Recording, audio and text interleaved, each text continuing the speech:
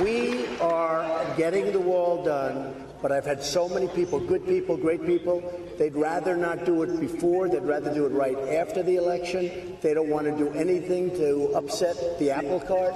And my inclination, if it was up to me, I'd shut down government over border security.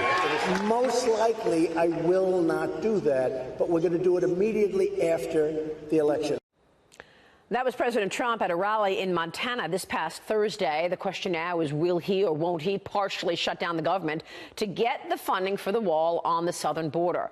Federal funding runs out on September 30th, with lawmakers looking to pass a majority of the 2019 spending bills before that deadline. Joining me right now is the House Majority Leader, Kevin McCarthy. Congressman, it's good to see you this morning. Thanks so much for being here. Well, thanks for having me on your show again. Will we get the funding for the border wall? Can you walk us through the priorities for this upcoming September 30th deadline? Yes. September 30th is the funding of all of government, so you have the 12 appropriation bills. I'm one of the conservatives that not only want the wall, but are fighting for the wall. And one thing that your viewers have to understand, we are building the wall right now in the southern portions, in California and in New Mexico, but we have to finish the job. Just as you listen to Senator Graham, one of our biggest challenges, not in the House, but in the Senate, it takes 60 votes. Now, I disagree with having to have 60 votes to pass it, but that is why the president is out campaigning in these states like Montana, West Virginia, North Dakota. We need a few more Republicans in so we can finish the entire part of the wall. I was with the president in the Roosevelt Room this week talking about our strategy and our plan to make sure that wall gets built. It will get built. It's being built now, but we want to finish it sooner. And you've been campaigning a lot as well. You've been crisscrossing the country. You're on to Pennsylvania tomorrow supporting Republican candidates. What kind of a reception are you getting out there?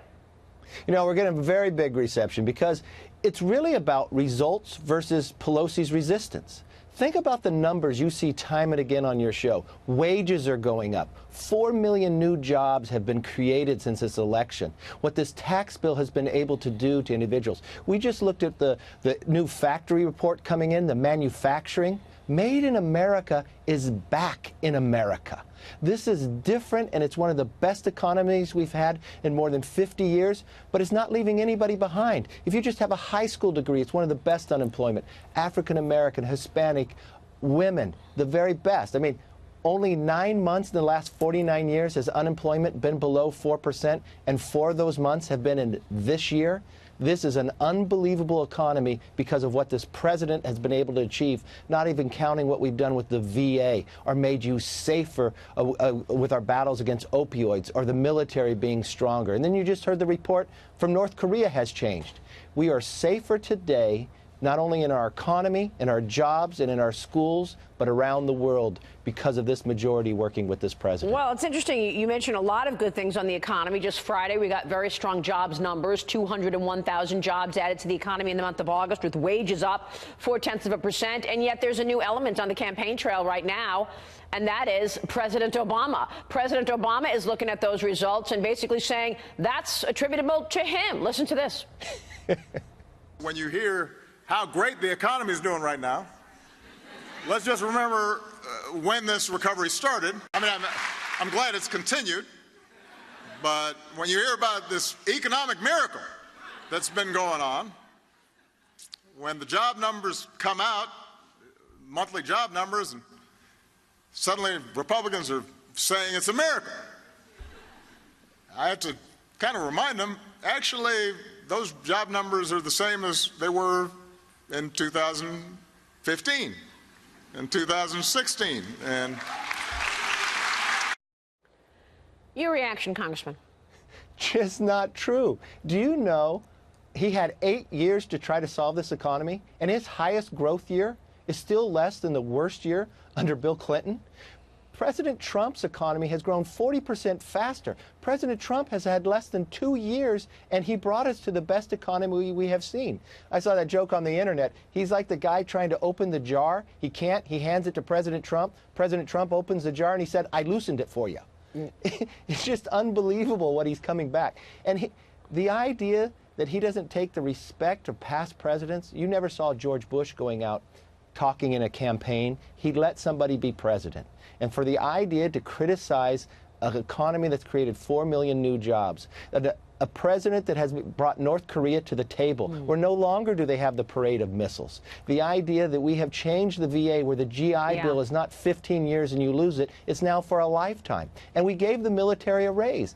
And wages are now going up. That didn't happen under Obama, but we proved that this president kept promising. I seem to remember businesses sitting on cash because of the regulatory environment, and this president and this Congress has loosened up restrictions, certainly, and the regulations have come down, enabling businesses to put money to work again. But still, we're looking at probably the most consequential midterm elections that we've seen in our lifetime. Even the president talked about the potential for impeachment on the campaign trail this weekend. Here's what he said over the weekend. Listen to this, Congressman. It's so ridiculous. But we'll worry about that if it ever happens. But if it does happen, it's your fault because you didn't go out to vote. Okay? You didn't go out to vote. You didn't go out to vote. That's the only way it can happen. I'll be the only president in history. They'll say, what a job he's done. By the way, we're impeaching him. How sure are you that you'll be able to hold on to the majority so that doesn't happen? Obviously, the left wants this president impeached, Congressman. Not only do they want him impeached, they forced the vote twice already in Congress in this session.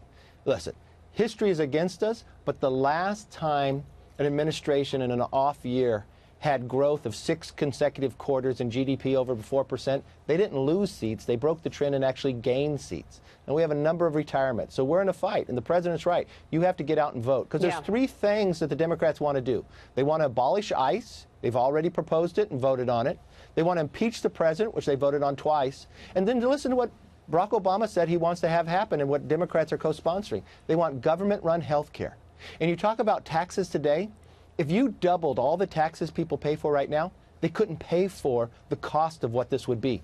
55% of Americans get their insurance from their companies. You could no longer have that. The veterans in the VA would no longer have the VA. That is their agenda. It's very clear. Results versus resistance. And yet they are pushing back aggressively. Even the New York Times is on board. We're going to get to that op-ed from the New York Times. And your response, you wrote a response op-ed, more from House Majority Leader Kevin McCarthy.